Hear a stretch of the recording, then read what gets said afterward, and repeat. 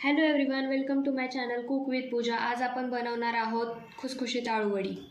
आळूवडी बनवण्यासाठी लागणारे साहित्य इथे मी घेतलेली आहेत। आळूची पानं, 1 चमचा जिरं, 1 चमचा ओव्याची पावडर, 5 ते 6 पाकळ्या ठेचलेला लसूण, अर्धा चमचा हळद, 1 ते 1.5 चमचा मिरची पावडर, 1 चमचा मीठ, 1 चमचा तीळ, 1 वाटी बेसन, गरजेनुसार पाणी आणि तेल।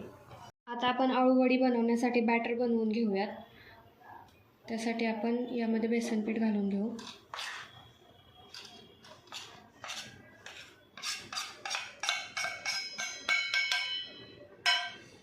त्यानंतर आपण घेतलेले सर्व मिरची पावडर, हळद, मीठ, तीळ, जिरं आणि ओव्याची पावडर ह्या सगळ्या गोष्टी आपण त्या पिठामध्ये घालून घेऊ।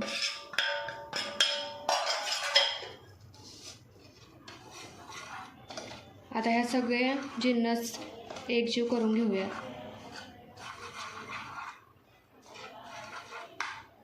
आणि गरजेनुसार पाणी घालून ते बॅटर आपण मिक्स करून घेऊ।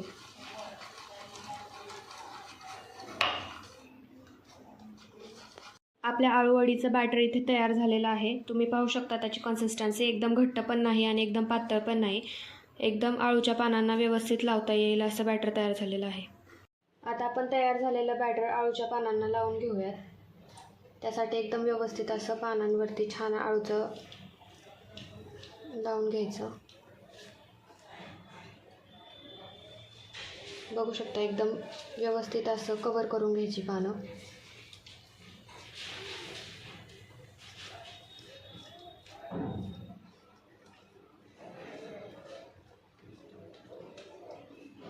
आता आपल्या ह्या पानाला बॅटर लावून झाले, त्याच्यावरती अजून एक पान आपण ठेवूयात आळूचं। अशी एकावरती 1-2 पानं ठेवल्यानंतर आपली आळूवडी छान व्यवस्थित जाड होते।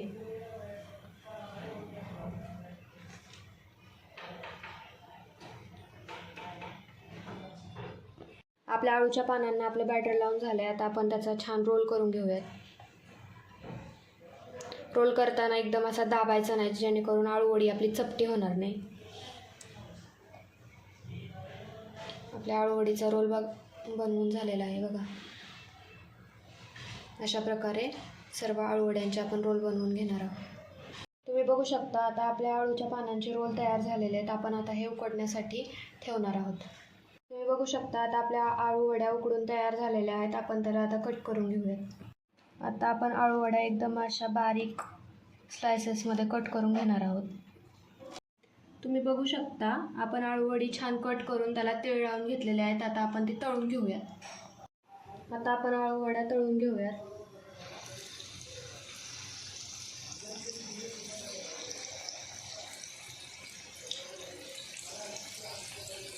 छान असा तेल तापलेलं आहे। आळूवडी तळताना गॅसची फ्लेम लो ठेवायची, जेणेकरून आळूवड्या छान आतपर्यंत खरपूस तळल्या जातील। आळूवड्यांचा खमंग असा सुगंध सुटलेला आहे। तुम्ही बघू शकता एकदम परफेक्ट अशा तळल्या जात आहेत आपल्या आळूवड्या। आळूवडीची ही रेसिपी आवडली असल्यास अशाच भन्नाट नवनवीन रेसिपीजसाठी माझ्या चॅनलला लाईक करा, कमेंट करा आणि सबस्क्राईब करायला विसरू नका।